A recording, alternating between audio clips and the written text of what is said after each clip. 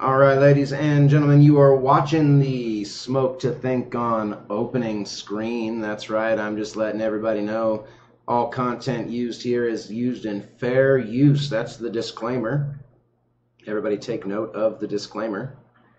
All right, now that the disclaimer has gone through a few times, do keep in mind, I do not make any profits off of this stream at all, not even a Patreon page. Why?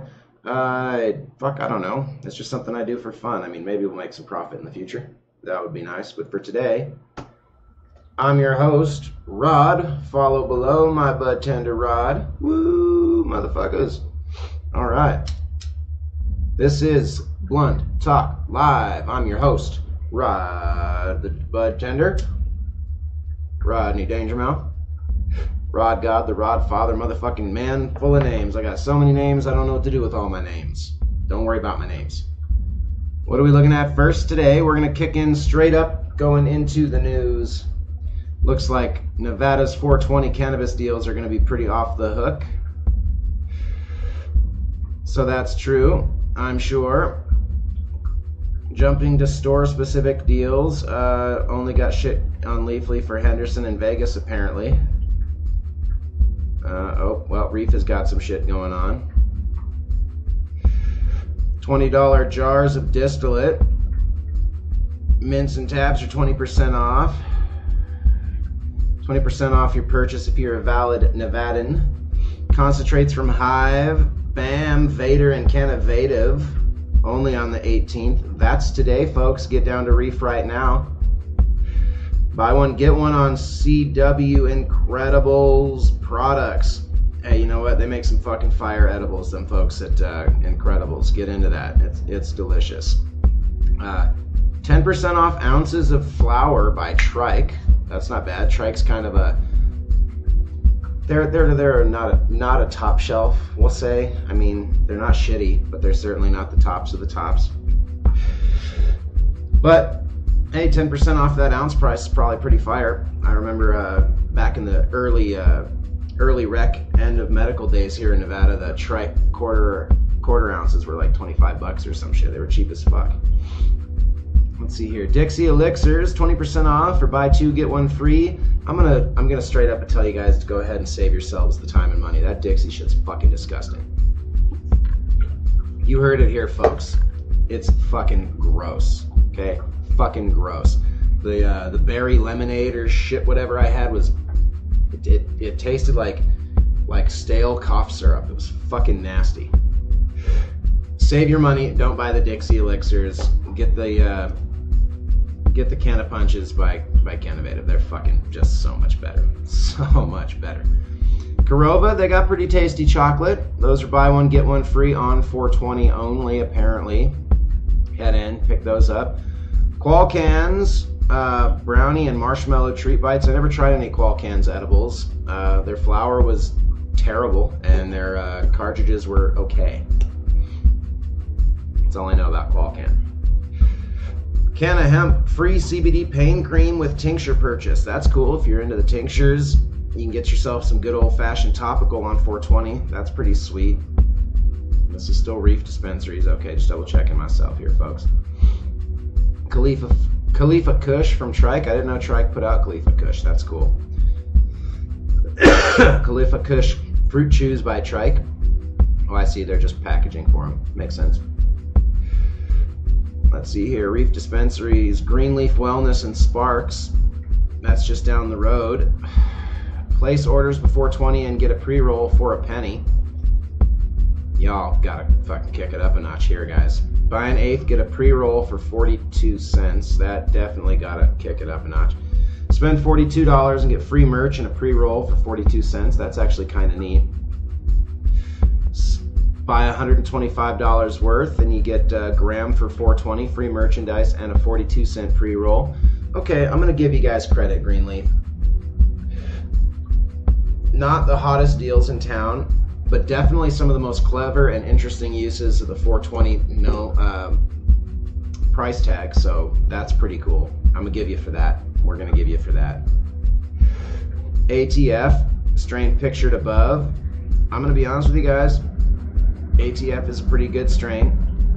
I personally am a much bigger fan of the MTF though. That's just me. Let's see here. Recommended product, Lucid Oil vape cartridges. Damn, I'm gonna have to get down there. I haven't actually got to try the Lucid Oils. I've heard about them. I heard they're really good. Haven't tried them yet though. Let's see. Mint Cannabis in Reno. Buy 3 pre-rolls for $45. That is, damn y'all, yeah, mint. That's your 420 deals?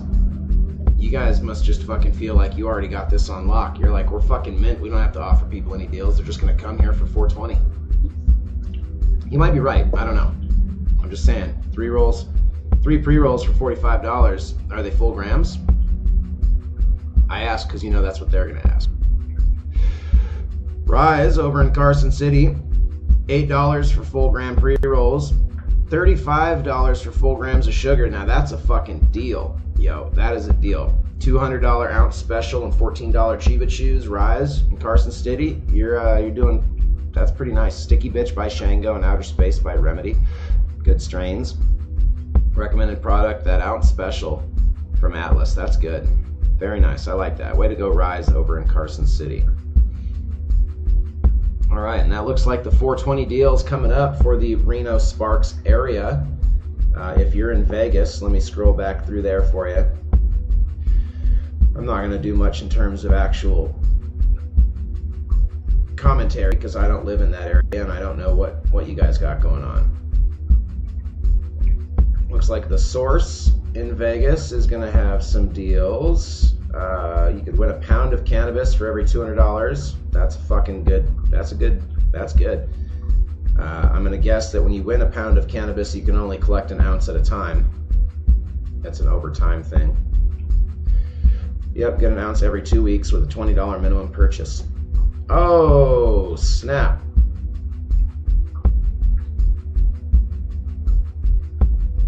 Okay. The law states that you can only carry 1 ounce of THC containing material on you at a time, divvied up by different denominations based on whether it's an edible or a concentrate. So what the fuck? People gonna come in here and buy a hat every time they need their fucking free ounce? $20 purchase, they can't buy anything with THC in it. You're about to give them a free ounce. You're about to max them on their limit. Somebody did not think this fucking contest through. Just saying. Oasis Cannabis Club in Vegas is going to have discounts every day on brand of vape pens, gummies, concentrates, and chocolate pre-rolls. I don't know if that's every day like they always have that or what, but those are apparently the only places in Vegas that are doing any kind of special deals.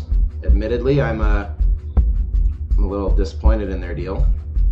So we'll move over to some more news. Less about the deals, more about the news. West Wendover votes to reject recreational marijuana sales, but the mayor vetoes it. Mayor's like, nah, we need that green. Talking about them dollar bills, y'all. Let's see here. Tour council members at the West Wendover City Council originally voted last year to allow medical marijuana, potential to expand its ordinance to recreational marijuana. Since then, the council deliberated. Beverly would allow it. Casino border, town, tract Utah's. West Wendover, 90-minute drive to Salt Lake City. Damn, you know, you poor folks over there in Eastern Nevada have got a real fucking problem with your legislatures. The people in charge of your fucking city councils got thumbs up their asses. I've been through places like Ely and Wendover, not bustling metropolitan cities, and quite frankly, y'all could use some of that fucking Utah money. It's none of your business what the people walking through your doors do as soon as they leave. People from Salt Lake City want to drive 90 minutes to buy some fucking weed. Let them. When recreational opened here in the state of Nevada, fuck, I still get customers driving all the way over from Sacramento to buy weed here in the great state of Nevada. Either the difference in price or the lines, a couple of different effects.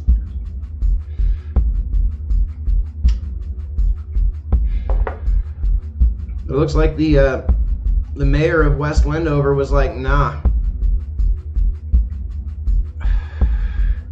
But he vetoed the council votes.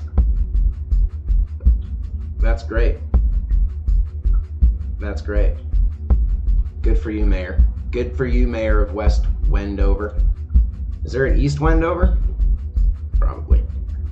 Let's see here. U.S. cannabis sales expected to spike 300% on 420.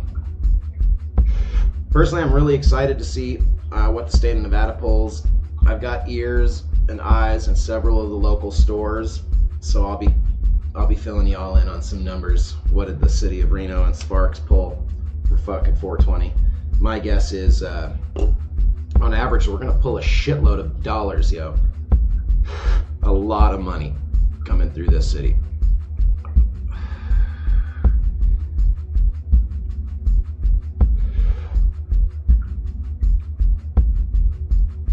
MJ Freeway released 420 2018 data predictions today based on analysis of retail sales data from thousands of cannabis businesses across the U.S. Year over year, 420 holiday sales growth has consistently been strong, with total sales jumping more than 30% over 2016, growing 15% over 2015.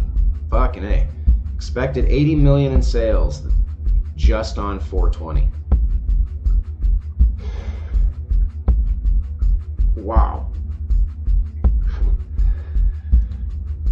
80 fucking million dollars in sales, folks,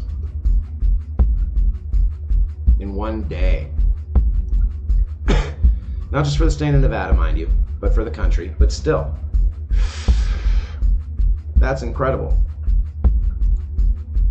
Let's say 80 million, right? So 1, 2, 3 divided by 26 states. Roughly each state is looking at pulling $300,000.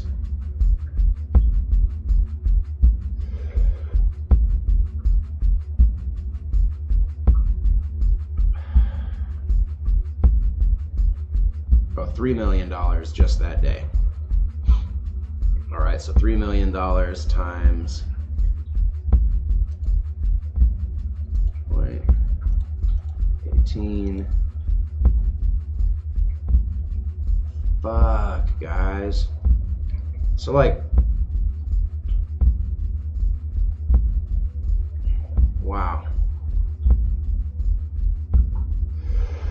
State of Nevada, just on an even break, okay, I'm not doing specific math here, I'm just doing generalized math, is looking at pulling $500,000 in revenue just for the state, just for taxes on 420.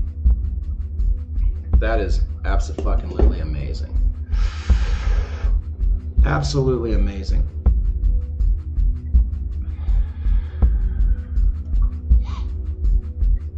All right, so crazy, guys. 80 million coming in to this country in revenue just from cannabis on one day. That's the expected. I bet we're gonna blow it out of the fucking water. I bet we'll take projections and double them. I bet we will. Let's see here. It looks like Oklahoma and Utah are pushing to join 30 other states in medical marijuana legalization. How cool is that?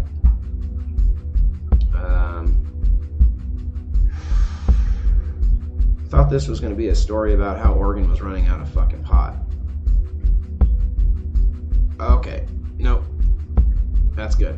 So Utah and Oklahoma, very restrictive states where growing weed and smoking weed is not fucking smiled upon under any circumstances, are pushing to legalize, and that's good news for obviously the people in those states, but also for everybody in the country.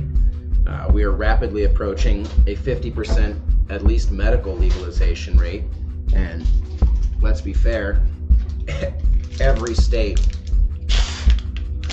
has got a shitload of people pushing for recreational medical legalization as well. So seeing states like Utah and Oklahoma kind of come around to finally letting their cancer victims fucking medicate properly is good news. It's good news. It's good news. Everybody should be happy with that. That's good news. Oop, what is he doing? He's rolling a blunt and talking about weed news. I love it. This is the show, folks. Blunt Talk Live. Peaches. What else is going on here? AAA offers a tipsy tow service on 420 in Nevada. Alright, so known as 420 Day service. AAA free tow for people who are too intoxicated to drive is normally an event offered for New Year's and St. Patrick's Day. So let me get this straight. They're gonna fucking roll up and actually tow my car home. I like it. I fucking like it. Thank you, AAA. To be fair, I believe AAA is the same insurance company that proved there's no there's no 0.08 for cannabis. There's no universal level of intoxication where the majority of people tested at that level are too affected or afflicted to drive. AAA's basically said there's no fair way to test for marijuana intoxication in terms of your driving capacity. And so before we start arresting people, we really need to do some more studies. I'm pretty sure that was AAA that did that. Fairly certain. So that's neat. Anyway, it's good to see that the recreational cannabis market is not only being taken seriously, but being given the same legitimacy as alcohol and tobacco, at least in this country. It's kind of neat to see some headway growing there. So one of the things that I like about doing this show, I used to do this show where I would just tackle all of the news. And while entertaining and interesting, it's kind of depressing. Cannabis news, on the other hand, seems to be an awful lot of really positive news lately, which is a good thing. I mean, occasionally I come across some negative stuff, bullshit links from like Dare or whatever. But ultimately, the majority of news involving cannabis is positive, much like this, AAA legitimizing your right to get high on 420. How cool is that? Oklahoma and Utah are talking medical marijuana, folks. We all know medical marijuana is the first step to legitimized recreational marijuana. That's great news. Just great news. Oregon grew more cannabis than customers can smoke. Now shops and farmers are left with mountains of unwanted bud. Turns out Oregonians are too good at growing cannabis. That's kind of true. I mean, so here's my humble opinion, okay? I've had Washingtonian weed. I've had Oregonian weed. I've smoked the Michigander. I smoked Nevadan and Californian. I've had weed from Colorado. I'm gonna break it down like this, okay? This is just a humble opinion, but it's an opinion and I think it's right, so let's dedicate it to fact. In terms of quality control, overall quality control, the state of Nevada fucking kills it. We know exactly what is in every batch of fucking weed, from cannabinoids and terpenes to what's present as far as pesticides and shit like that, okay? And heavy metals, things of that nature. We know it, we've got it. It's neat because we know it. Now, in terms of connoisseurship, I really do got to give it to the Coloradans. The folks in Colorado, some mad fucking scientists, right? Like, they have innovated both the cultivation and the genetics portion of this culture to a mad scientist level, and I really appreciate that. Now, that being said, when it comes to history and outdoor organics, California cannot be beat, okay? California is the basement mad pharmacy that the mad scientists of Colorado were born out of. You know what I mean? Like, the folks in California who were into the genetics and were into building strains and really pheno hunting, When Colorado went wreck, they went to Colorado. They took their craft where they could practice it and make millions. Can't fucking blame them. Now they're Coloradans and they've built that culture there that's really fucking fascinating. Alaska too, actually, come to think of it. Just on a side note, as far as strain development and cultivation, Alaskans are very on point. But none of them would have a fucking clue without 30 years of Californians really putting in the hard fucking work. The hard labor, the real hard work, the trial and error elements of this, okay? Your master growers, that's where they started. When it comes to organic outdoor weed, there's just, I guess maybe Africa, maybe certain regions in Africa have us beat on climate and soil content. There's certain parts of Africa that haven't been super agriculturally decimated because the soil wasn't good for growing whatever the fuck they grow in Africa. I know Ghana grows some pretty magnificent trees with some pretty high THC. You got African fucking hash plants, things like that. But for the most part, come to California, smoke our outdoor bud. You know, that's where I'm from. I personally, I prefer good old-fashioned California outdoor to the indoor scene any day. I can taste the terpenes of the plant that it's grown with when you have soil and root interaction amongst plants. So plants communicate with terpenes. Terpenes are probably the coolest part of the science of cannabis that we've gotten to know in the last 30 years or whatever, but really terpenes are what give your plant flavor. Now, a neat thing about terpenes is that the way that the plants communicate with one another, it's not gonna focus right. Sorry, folks. I want to show you my pretty outdoor bud. But when the plant's roots interact, they trade terpenes. They actually trade terpenes. It's a form of plant communication. It's super interesting. When plants of different species roots interact, they still trade terpenes. It's not like they're like, oh no, I'm sorry, you're a pine tree terpene. This affects the genetic of the plant and the way that the plant produces its next sprouts.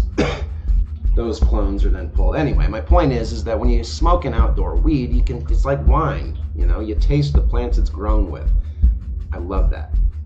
I like having a plant that if it's grown in a controlled condition, has zero pining and has no piney flavor, and I like putting it in the dirt next to a shitload of pine trees, growing out 3 phenotypes of that motherfucker, and then having a nice piney fucking weed that you can taste the pine trees it's grown with.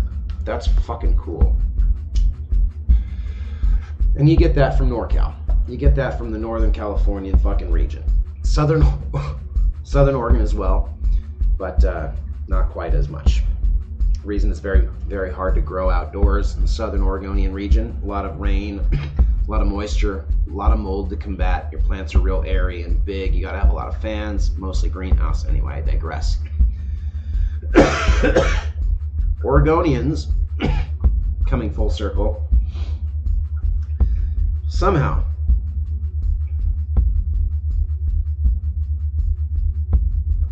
have really mastered the art of the big box greenhouse grow.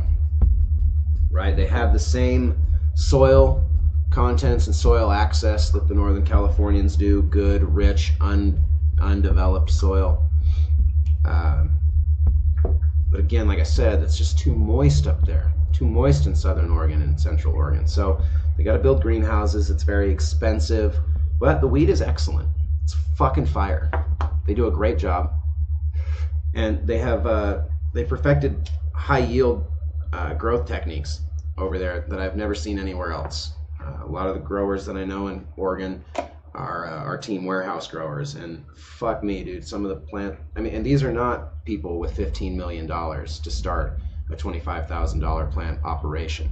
There are a couple of dudes with $10,000 or $20,000 that fucking go in there and crush it. They produce what the $15 million plant produces on significantly less money and a lot more sweat equity. I got a lot of respect for my Oregonian growers. You guys fucking crush it. So much so that it looks like there's too much weed. $4 and $5 grams all day in Oregon. $88 ounces. That's crazy.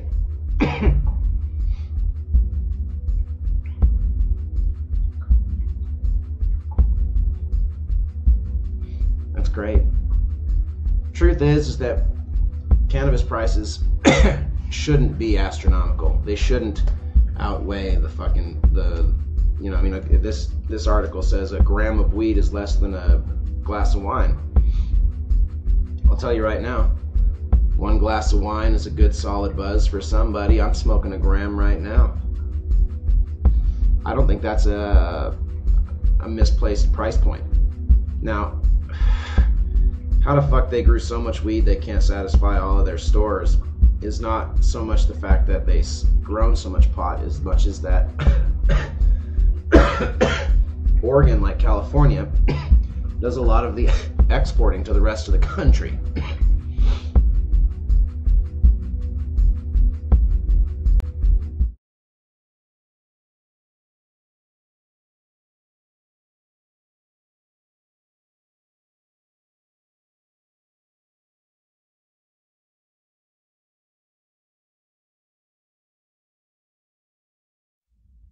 Sorry, coughing fit.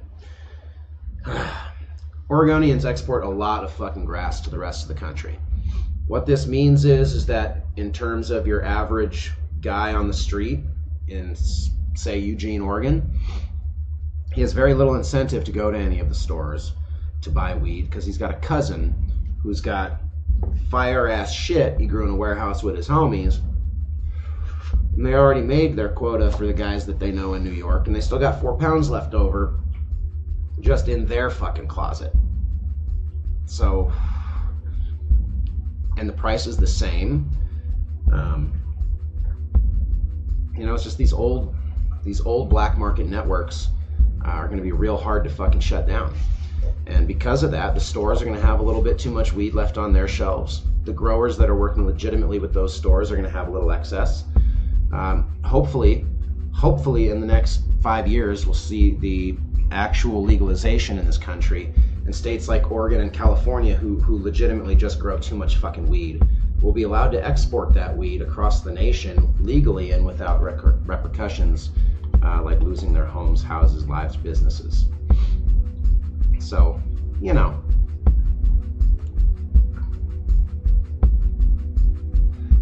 there's 1.1 million pounds of cannabis flower. Jesus butt fucking Christ in Oregon, okay?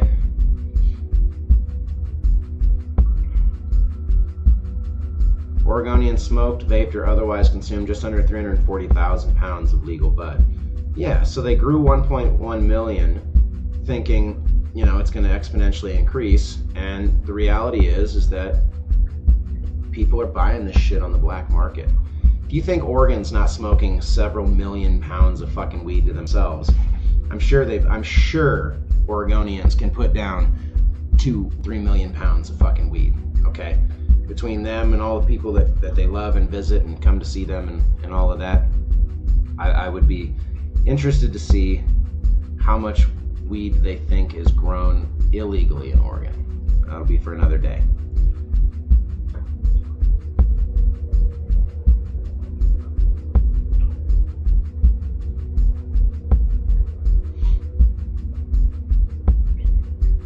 Incredible. $1,500 a pound last summer is now $700 a pound by October. Wholesale sun-grown weed. Yeah.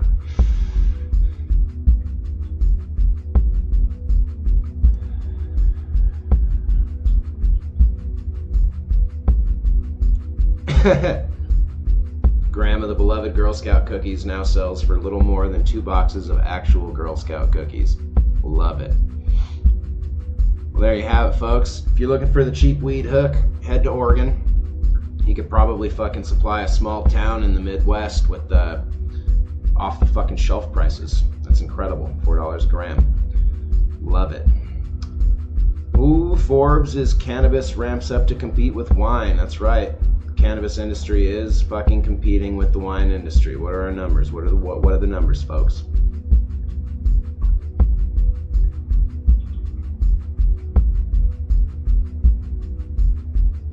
The average per capita wine consumption in the states with legalized marijuana is 13.4 liters.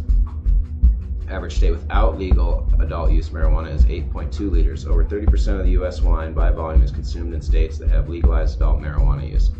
That's really neat.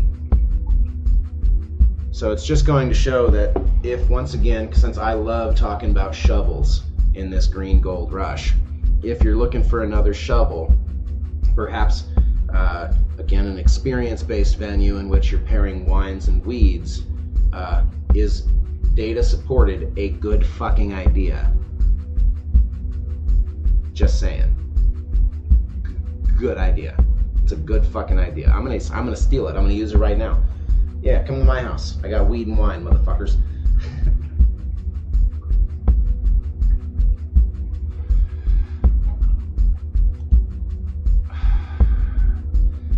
Yes, in meta-analysis, cannabis exposure not associated with residual adverse impact on cognitive performance.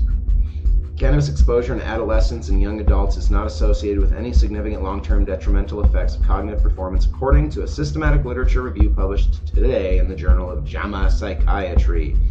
This is literally what I was talking about yesterday when I was reading the article where they were talking about legalized cannabis and how we really need to see how we can keep it out of the hands of children. It's all about making sure the children are safe.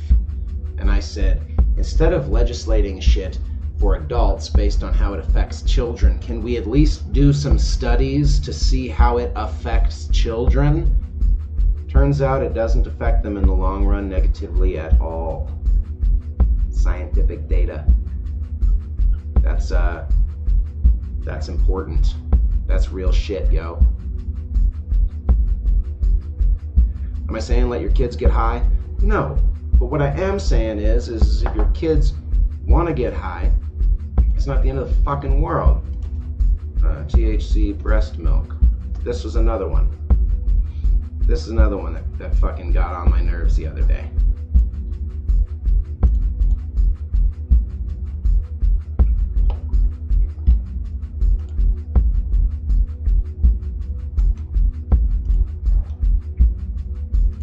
At least this one's fair. Cannabis component found, but does it harm baby? I like that. At least they're asking the question. This is the one that I saw the other day that triggered me. New moms who smoke pot have THC in breast milk. Could be passed on to infants. So let me ask you, why is that a fucking bad thing? Right? Because once again, we come back to the fact that they have found that there's no negative effects on the psychoactive, or from the psychoactive elements of this plant. So, like, as long as you're not blowing smoke in the toddler's face, right? I can attest. I would prefer to not see people getting their toddlers high with smoke. But I'll tell you right now, if your toddler had an ailment that could be solved with cannabis, an edible concentrate would be a perfectly fucking acceptable remedy. I don't give a shit how hard he laughs. When I was growing up, they would give me medicines that would solve an infection, but I would have a mild fucking a mild allergic reaction, right? So I'd be fucking taking antibiotics and Benadryl. You know what I mean? Like, or how about all these poor kids on Ritalin? What are the side effects of Ritalin? Depression, anxiety, confusion, disorientation. If the worst that comes out of your kid's side effect is a big old fat smile and a desire to eat healthy foods, I'm sorry, folks, I do not see the fucking problem with this. I don't see the problem with this. Furthermore, so what? You transfer some THC to the children via breast milk. So your fucking baby is gonna get all of the positive effects of the THC with none of the negative repercussions of the ingestion methodology. What the fuck is the problem? They try to make this shit sound like you're doing something terrible to your kid, like Delta-9 tetrahydrocannabinol. Is a fucking problem. I'll tell you what, I got Delta-9 on my fucking arm. You know why? Because that shit's good for you. I wanted to keep it with me forever. It just makes me mad. Like, ooh, the levels are low in the milk, and even less would be absorbed by the infants. But it's there. You know, I mean, come on, folks. I'll tell you right now, 3 of the best human beings on the face of the planet that I know, 3 friends, brothers, their names are not important. I guess we'll call them, I don't know. Fuck, they got generic ass names. God love them. They're the names that I would use if their names were like, you know, John and Joe and Stuart. Yeah, I like Stuart. Stuart's a good one. Stuart, John, and Joe. Okay. All I know is these kids' moms smoked weed while they were in the womb. As far as I know, they're the greatest. You know, they're polite. It's how you're raised. That's all I'm saying. Okay, folks. That's all I'm saying. Your mom can smoke weed while you're in the womb. She could breastfeed you with THC milk. You're gonna turn out fine as long as your parents are decent human beings. This idea that fuck. Are there certain compounds, chemicals, and drugs that are objectively bad for people and children? Of course. I would personally never let my kids be on Ritalin. But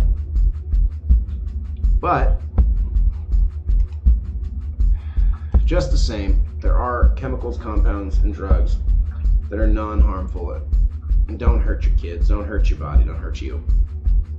And I'm tired of seeing them all lumped together, that's all. And I feel like that's what this is. I feel like it's a matter of like, let's just lump it all together. Oh, it's drugs. Drugs are bad. Drugs. Oh, yep, drugs are bad. Fuck drugs. Maybe, kinda, but not always. That's all I'm saying. No cognitive impact. Can we just leave weed alone, man? Just leave it alone.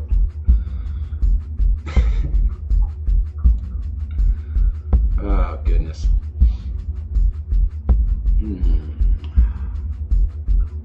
Portraits of 10 cannabis consumers. Update. Redding will start accepting applications for cannabis business licenses Thursday.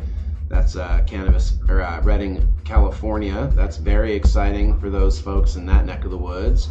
It's kind of a hot, barren place to be in the summertime. I was not a big fan of Redding when I was there. Not like of the people or the place, just the geography. You know what I mean? Like, it's a perfectly fine town, but I just remember being so fucking hot.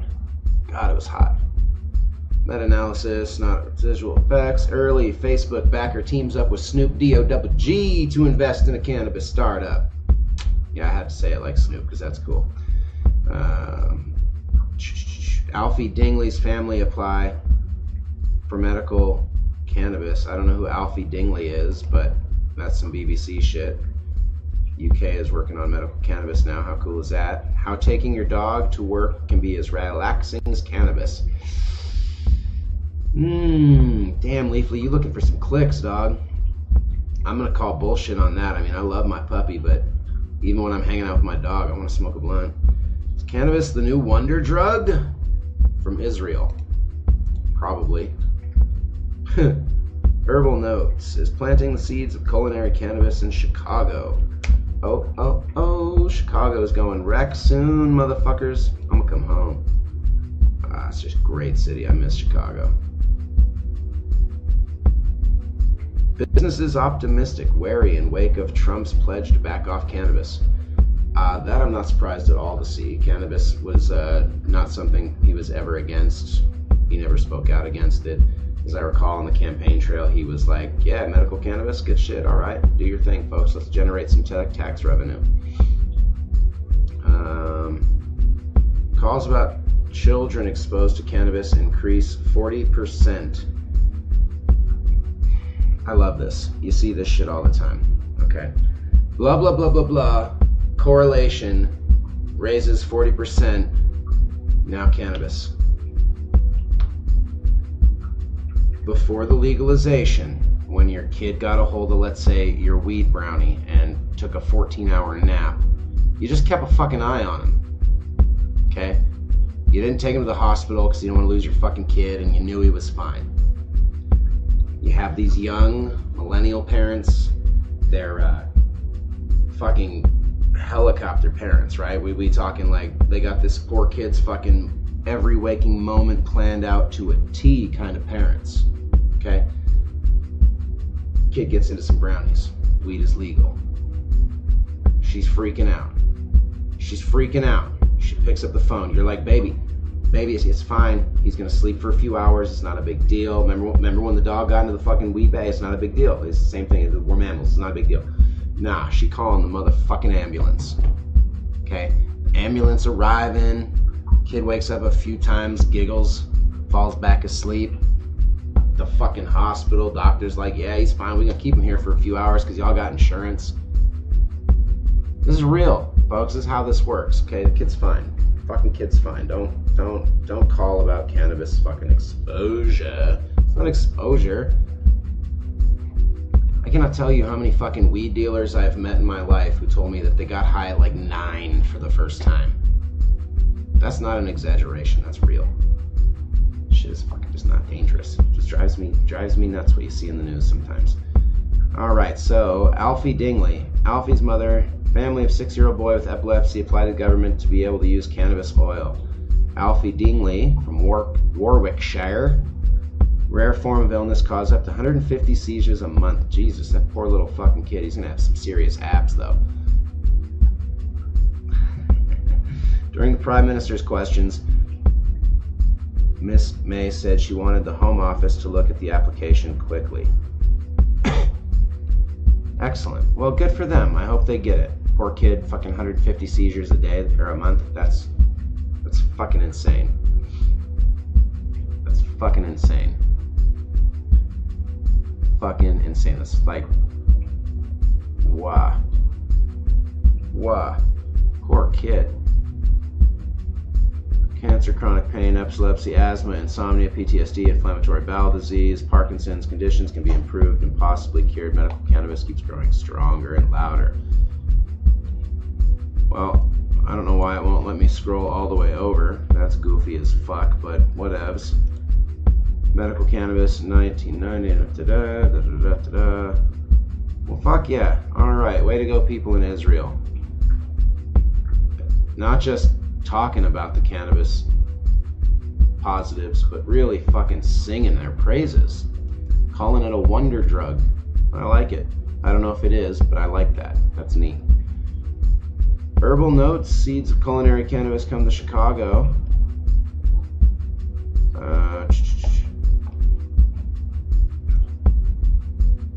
Weird.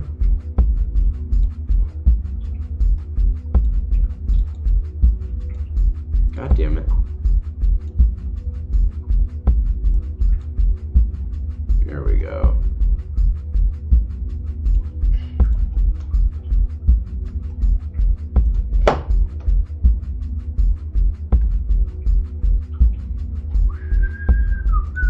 Alright, sorry there folks. One evening last summer, 20 dinner guests ate a candlelit dinner in converted Logan Square factory loft, eating carnitas with red mole infused with New York sour diesel, strain cannabis known for lasting euphoric effect.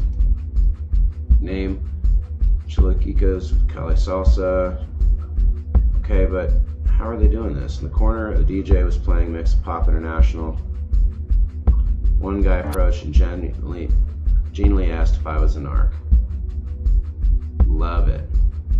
This was the Chicago debut of Herbal Notes Culinary Cannabis Pop-Up Supper Club. Mendoza started from his home base in San Diego last year. Weed dinners by pedigreed chefs are no big deal in California or any other place where legal recreational cannabis and progressive food scene exists. Given the anemic caliber of Illinois' current medical marijuana, events like this much regular here. How fucking cool is that? Mendoza, 25, aims to change all that. Born and raised in Pilsen, came into cooking cannabis about 5 years ago, graduated in Culinary Institute in Hyde Park, New York. Harold Washington College, where a handful of notable restaurants: Owens Engine and La Senza and Green Zebra. Meanwhile, he started examining cannabis. Awesome.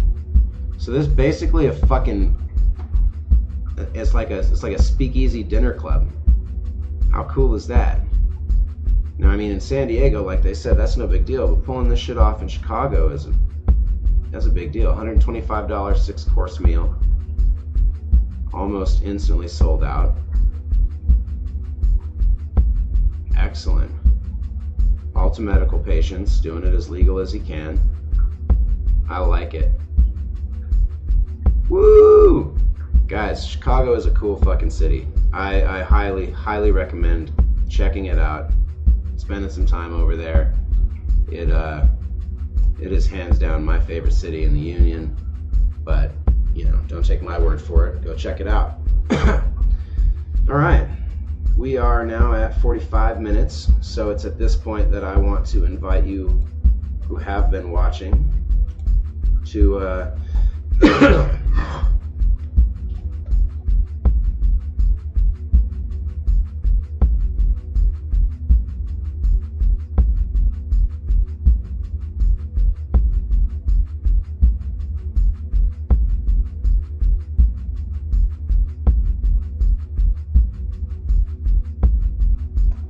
sorry about that. Once again, a coughing fit. The last 15 minutes of today's show.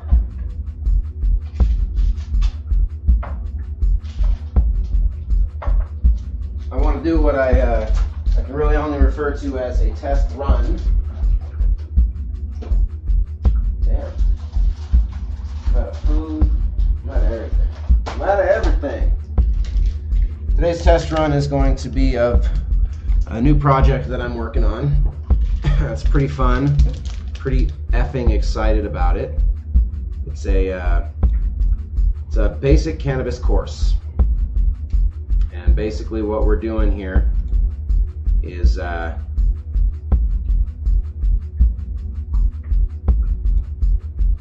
add display capture,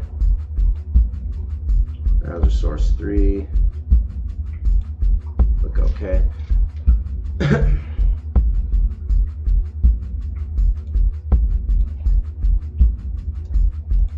Okay, no, that's not what we wanted.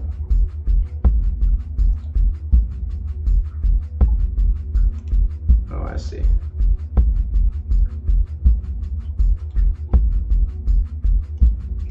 Ooh, that's how I'll do that, though. I like that. That works. Okay.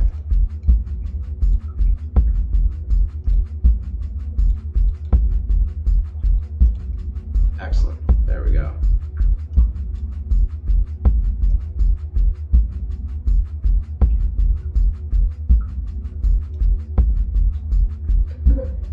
So this is the new. There we go. The new project coming to you from yours truly. It's called Be a Better Budtender Now. It's basic cannabis knowledge,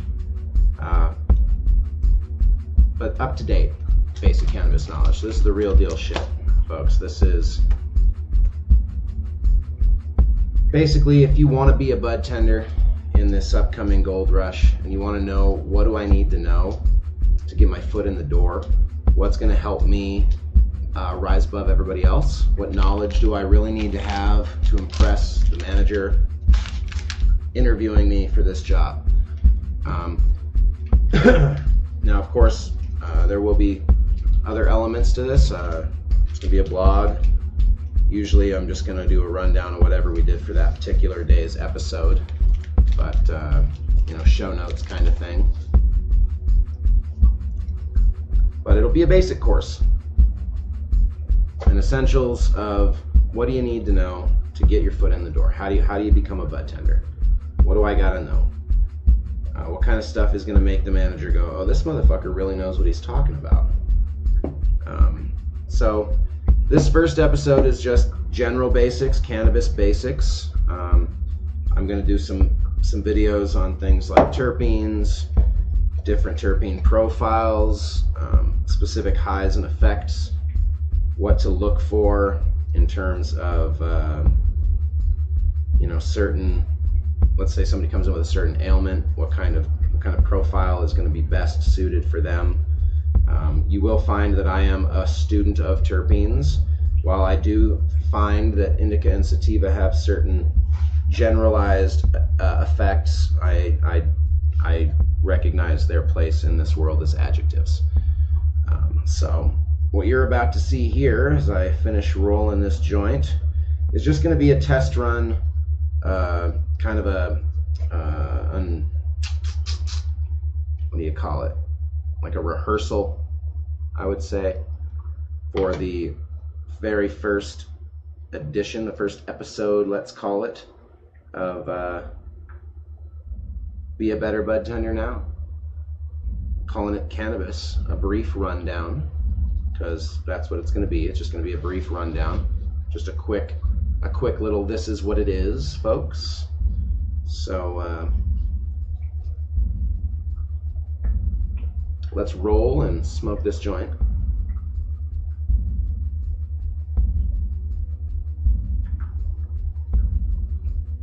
And see how we like it. See how it works. See if you learn anything. I mean, to be fair, anybody watching this show has probably already got a pretty good handle on general cannabis knowledge, because, that's why you're here. You like weed. You want to know about the weed news. So,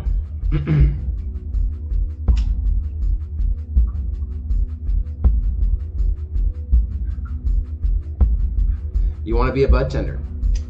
I like it. I once had the same ambition. I said to myself, I'm really not a big fan of cutting broccoli. I'd rather sell weed professionally with a state-sanctioned license. So I did that. I spent 15 years. Holy shit. I spent 15 years in the cannabis industry.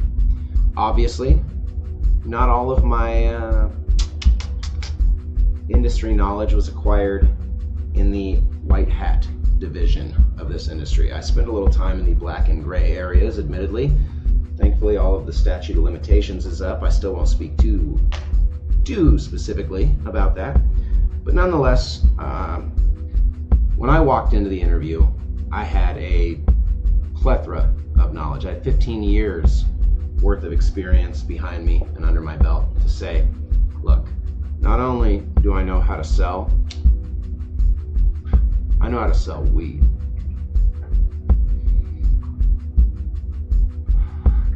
Some people know a lot about weed, are not too up to date on how to push it, how to sell it.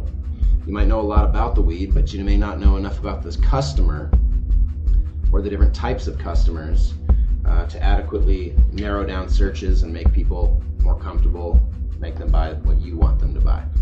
One of the best pieces of advice I ever got was from the man who taught the class I took, the original class I took on being a bud tender. Now, granted, that was paid for by my store, but nonetheless, it was a little class.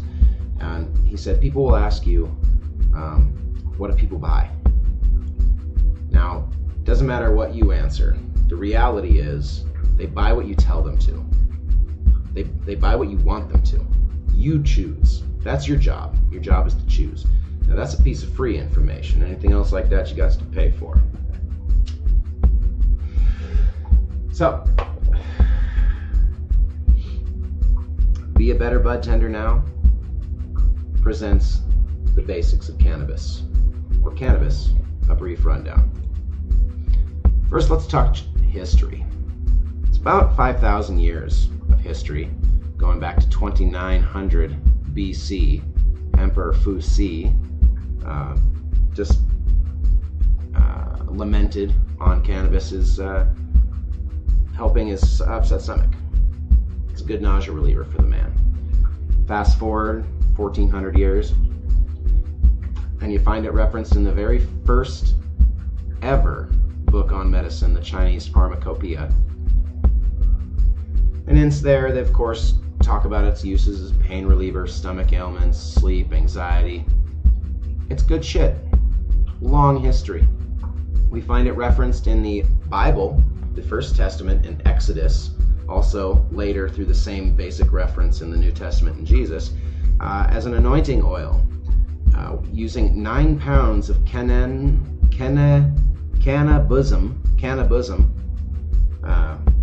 which scholars, linguists, etymologists all agree is reference to a cannabis sativa plant, psychoactive. So that's neat. Weed's biblical. In 700 BC, Zoroaster, the guy who founded Zoroastrianism, is highly excuse me, influenced by cannabis. He was a fond consumer.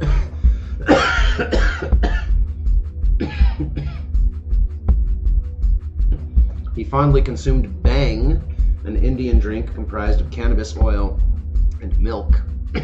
Something I plan to try and we'll make on this. We'll make here on this channel because that'll be fun.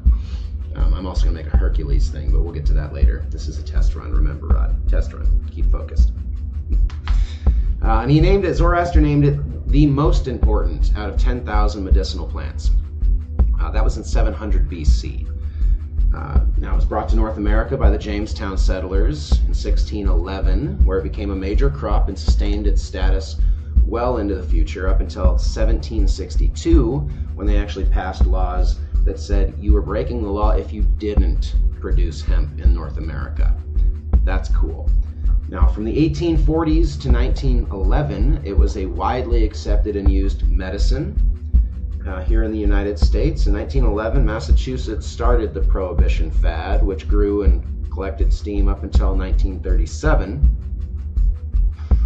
when Anslinger banned the fucking drug under non-medicinal use, requiring a prescription and a stamp issued by the government to procure your cannabis, a stamp which the government, as far as I can recall, though I couldn't find sourcing on, so maybe if you can correct me if I'm wrong, but never issued a single stamp, therefore effectively outlawing the drug up until 1970, when it was officially outlawed in the Controlled Substances Act of 1970. Neat fact, point of fact, since we're all looking to be bud tenders here, I think it's good to know that the first guy ever arrested, convicted, and serving 4 years for selling weed was the unemployed laborer Samuel Caldwell, who, if I ever have a strain, it's going to be a Blue Dream cross with a Cinderella 99 and a Peak 19, and that bad boy is going to be called Caldwell's Dream. Just throwing that out there. If you ever come across it, either I made it or somebody stole my idea. Either way, I'm not too worried. You can steal the idea. I'm not mad. Just please call it that. That would be cool. You know what I mean? Because I'm not making genetics right now. Not yet. I'm not there yet. But if I get there, you know, and you haven't already done it because you're a geneticist, then, you know, no big deal. I'll do it. Otherwise, please call it Caldwell's Dream. It's fucking fire. It's a hybrid of Kiafa, which is a strain made by this old-ass geneticist in Northern California, one of the old-timers. I digress. Caldwell's Dream. We should have a fucking holiday October 2nd to celebrate this motherfucker. Being the first one to take the hit for the rest of us. Now I got a fucking license from the state that lets me sell this shit. So it just shows, it's an element to show the progression. Now, since 1970, it's been a controlled substance federally, until 96, when California finally passed the Compassionate Care Act and allowed people to possess and use cannabis medically. Of course, in 2000, they got the right to sell. It's been fucking on from there. We've had bud tenders in this country since. I'm not going to go into the cannabis clubs in Amsterdam and all that history because A, I don't know it, and B, it's less relevant here right now in North America where we're learning to be bud tenders, or connoisseurs. I like to call it connoisseur. So,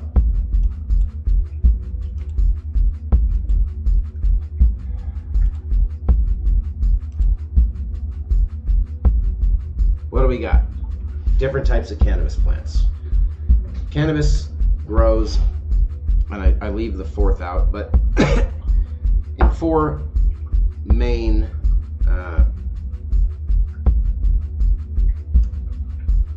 pause. Okay. Cannabis comes in 4 main types. We've got the hemp ruderalis, which is your cannabis comes in 4 major types. We've got the hemp ruderalis plant, we've got the cannabis sativa, the indica, and then of course there's the hybrids, which is when the cannabis and the sativa get together and do the little naughty thing they do. And by that I mean producing seeds.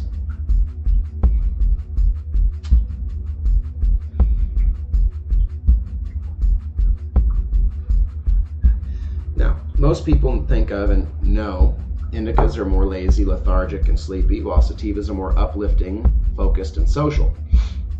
However, technically, these are adjectives about the way the plant grows, less about the way the plant makes you feel.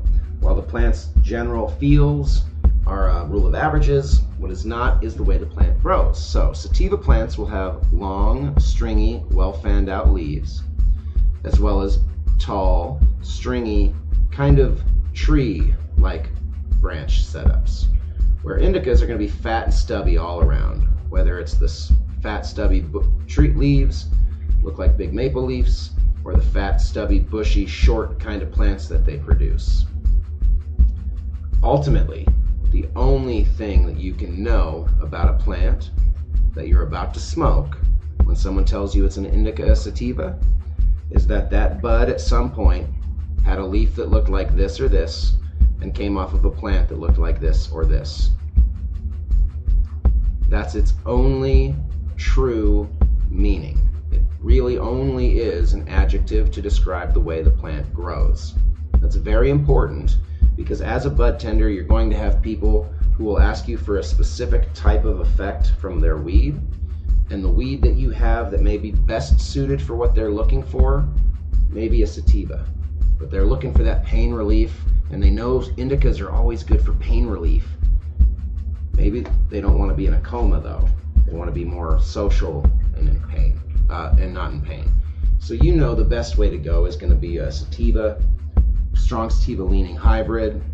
That's going to give them the social amperage they're looking for, but also kill the pain without putting them in a coma. Do you want to have to argue with them about why they should take your sativa, or do you want to just be able to tell them, listen, I'm not trying to be condescending, but indica and sativa really describes the way the plant grows, not necessarily how the plant's going to make you feel. The way that you'll feel is going to be dictated more by the specific terpene profile that's in each individual batch. I have some sativas that are very sleepy, for instance. They grow long and stringy, but they're super sleepy. You probably wouldn't want that. It's an element of tools. You want to have tools under your belt. Knowing the difference between indica and sativa, the real difference is going to come in helpful, A, and B, it also gives you an edge above the rest of the bud tenders coming in trying to say, hey, I know my shit. Indica and sativa, yeah, indicas are sleepy, sativas are up. Kinda. That's like down here level knowledge. That's like you used to work on a pot farm in Northern California for some buddies knowledge, and it's good to have. It's a start. Let me help you get back up here, where the rest of us are, where we know that it's more about what's in the bud than where'd the bud come from. Right? Right. So, forgive me folks, this was supposed to be cropped off, but it didn't convert when it pushed over to flash, so what are you going to do? This here is the indica side, this here is the sativa side.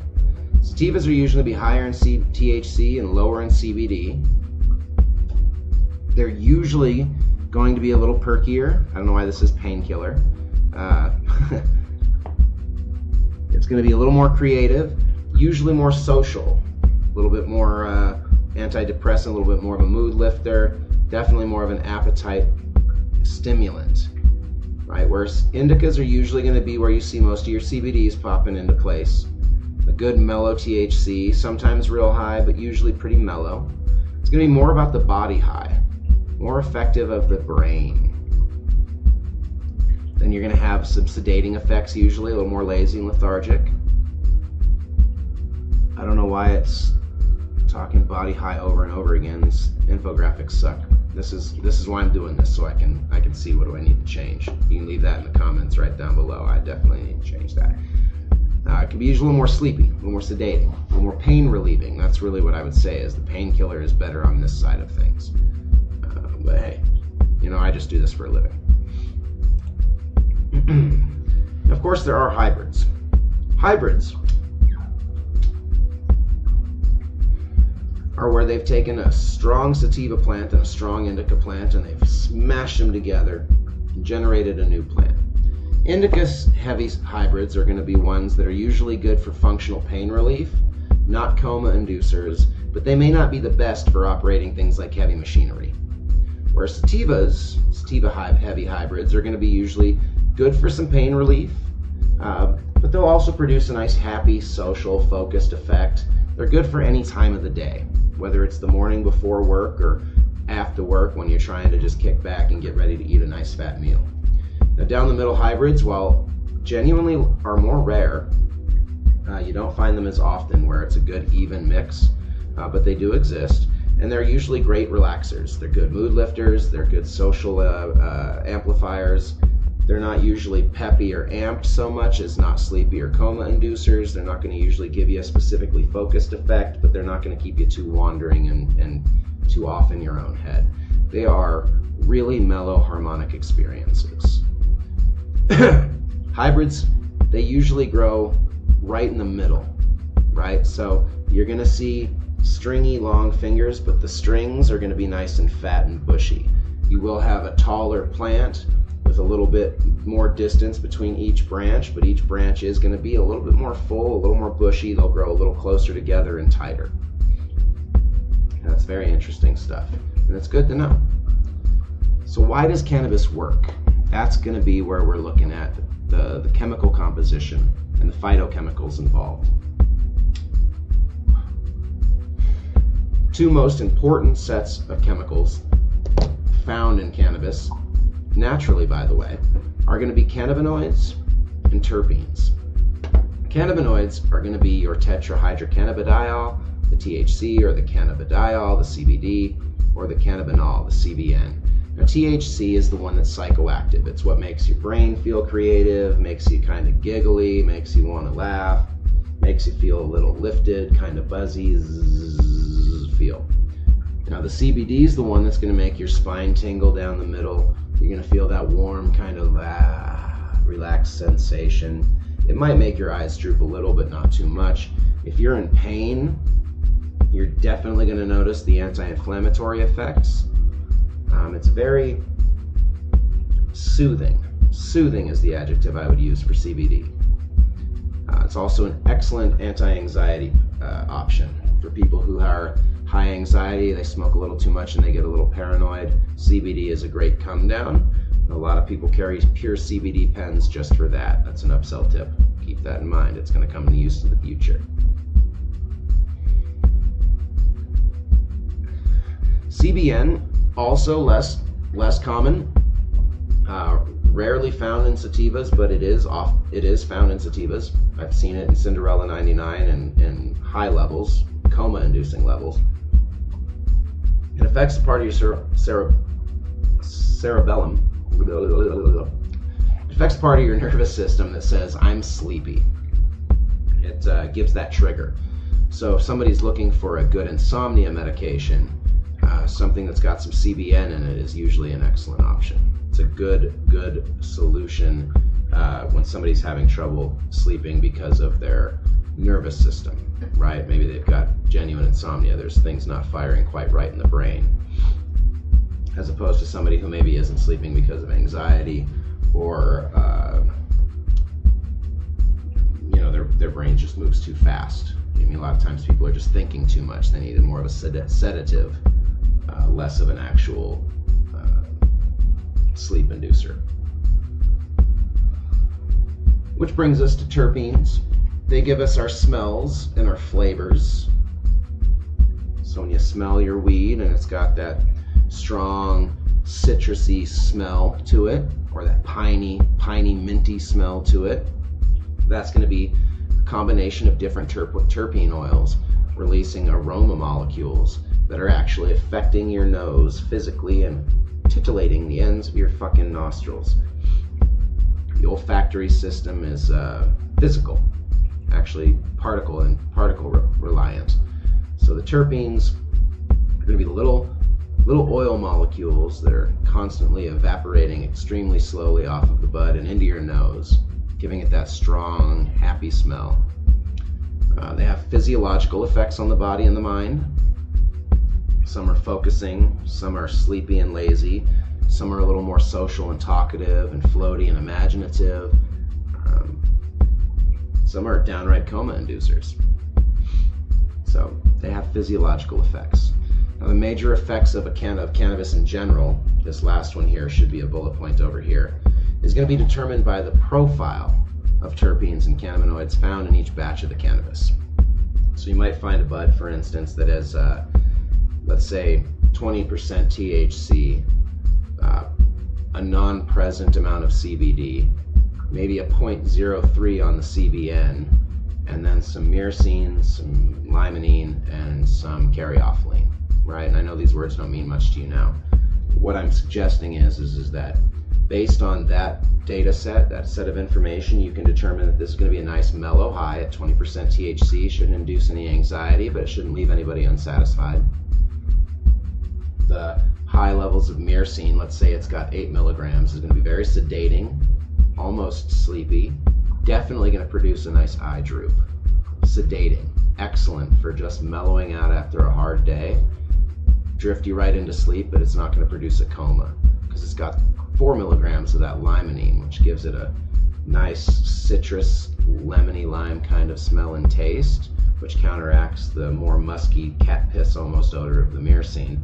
So it almost smells lemony mint, right? And that caryophyllene down below is going to help take the edge off your pain without making you sleepy or sedating. But at the same time, if you got some stomach issues, it's going to help with that. And it's going to leave you with a soft, peppery aftertaste with the rest of that citrus, minty goodness. It's a common profile, right? But based on that profile, I'm able to determine how the weed is going to affect the smoker. And because of its proportions and its profile, what's most present, what's least present, I can tell you how strong it's going to taste for this or that, how mild it's going to be in this effect or that effect. So that's why it works. That's why you can use these tools, this information at hand, to really narrow down how to best provide for your clients. So we got 5,000 years medical use. Now, if you ask me, that's better than an FDA approval. In our world, we have 3 types of plants, an indica, sativa, and a hybrid. There is the ruderalis hemp plant, which its only real function in our world is it's a source for CBDs, and it can be used as a fucked up tool for super cropping, but nobody's doing that anymore, so don't worry about that. Indicas are usually indicas are always going to be short and bushy, but they'll usually be more body affecting, while sativas are always tall, stringy, little skinny leaves. They're usually more uplifting, and hybrids are a mix of both, usually dominance specific and batch specific, meaning sometimes there's a shitload of CBN in that sativa leaning hybrid Cinderella 99, so I would sell it to somebody looking for a coma inducer. At the same time, I've had batches of it that have no CBN, and it's a fine sativa and you could use it at work, so it's batch specific. Cannabinoids and terpenes, those are our major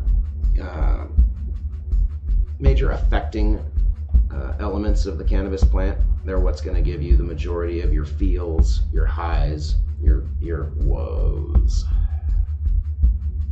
So, in the next video, we're going to take a more in-depth look at the entourage effects, a little bit dive deeper into why THC, CBD, and terpenes work together. We'll get a little bit more scientific on how CBN works, and then we'll dive right into the 5 most common terpenes found in cannabis, what their effects are, what their flavors and their smells are, and how they help them. So, that's episode 1, the basics, be a better bud tender now, a cannabis brief rundown. Thanks for watching.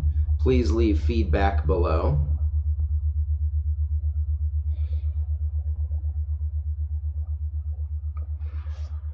I think it went pretty well. I'm genuinely excited about it. I have have some elements and issues of production that need to be addressed. You know, like I don't know how I like this yet. I'm not sure that I'll use this methodology next time, but I might. You never know. Yeah. So thanks for tuning in. This has been Blunt Talk Live, Smoke to Think On. Those who made it this far, you just got a free cannabis class. Of course, it's going to be free when I release it on Be a Better Budtender now also. So you just got it first. You just got it early. You got it in its production stage. A sneak peek, a behind the scenes. When this shit becomes fucking off the hinges famous and everybody knows Be a Better Budtender now, when it's a fucking name that's unanimous with training in the industry, you'll be able to say, shit, I saw the very first class with the guy smoking a blunt. I mean, I ain't gonna smoke a blunt when I do this shit real. Like when I actually produce the video and upload it for like hopefully thousands and thousands of people to watch. I'm not gonna smoke a blunt while I do it. I'm gonna fucking put on a goddamn nice button-up shirt. I'm gonna comb my fucking hair. I've got a little fake setup that I'm gonna have here. The camera's gonna be up about another fucking 1.5 feet, pointed down so you can see the camera or the countertop. It's gonna be neat. Fucking neat, man. And all professional and shit. This shit is unfortunately not yet professional. Now I pray for the day where I can stand behind the counter at a fucking weed store, puffing a blunt, telling the guy all about the weed he's about to smoke. I would love that. Now, admittedly, it's not something that I'll allow in my stores. But I think it should be legal. You know what I mean? Like, business owners don't have to let people smoke in their stores, but I think that it should be legal. And the reason I wouldn't let people smoke in my store, like in the medicine room, so to speak, is because I want people to be able to smell the weed they're smelling, not the weed that the smoke is in the air of. I wouldn't want confliction. Confliction? Is confliction a word? I think it's a word. I mean, y'all know I mean conflict, but still. Whatevs. Hey, I think this went well. Let me know in the comments. I don't see anything happening in the chat room right now. Hey. Yeah, nobody out there? Anybody out there?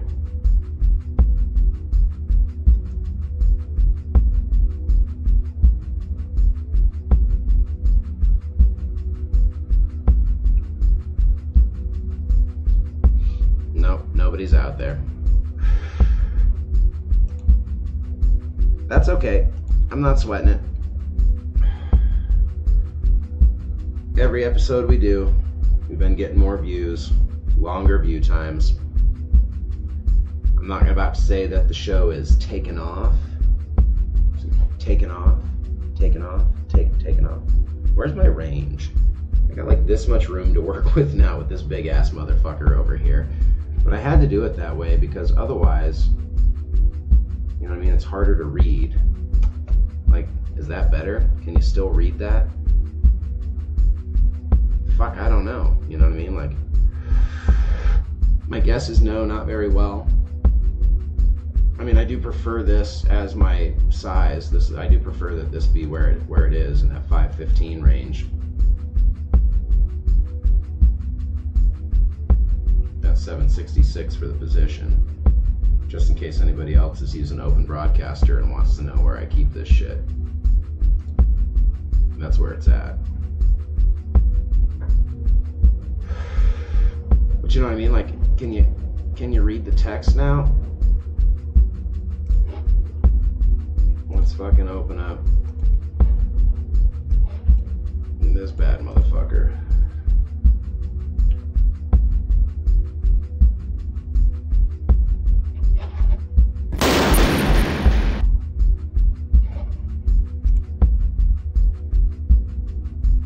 Let's see. What is the deal with this this fucking mouse, you know? I'm getting a mouse situation. Stream health is yellow. Oh no, man. I want better than yellow.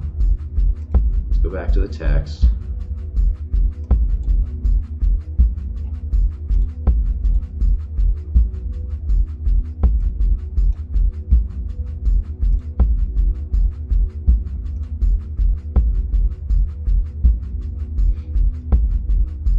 I wonder what this looks like now.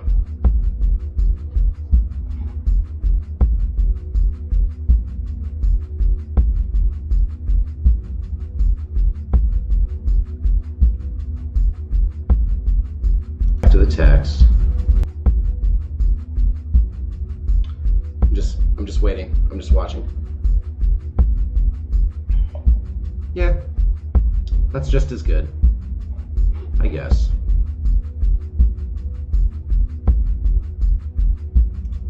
That works just fine, actually. I'm okay with that. I'm okay with that. I'm gonna leave it there. It's gonna stay in that size range then. That works. We'll close that.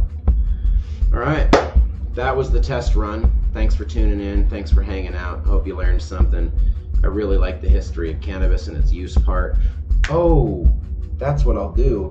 Every episode, I'm gonna have a fucking little bit of cannabis history and its use before the lesson. Keep it interesting, motherfuckers. Excellent. See, I like coming up with a game plan. It's an important part of this job. I'm trying to make this shit legit and real and like cool and whatnot, you know? So like, I'm working on it. All right, motherfuckers. Thank you very much. Have a great day.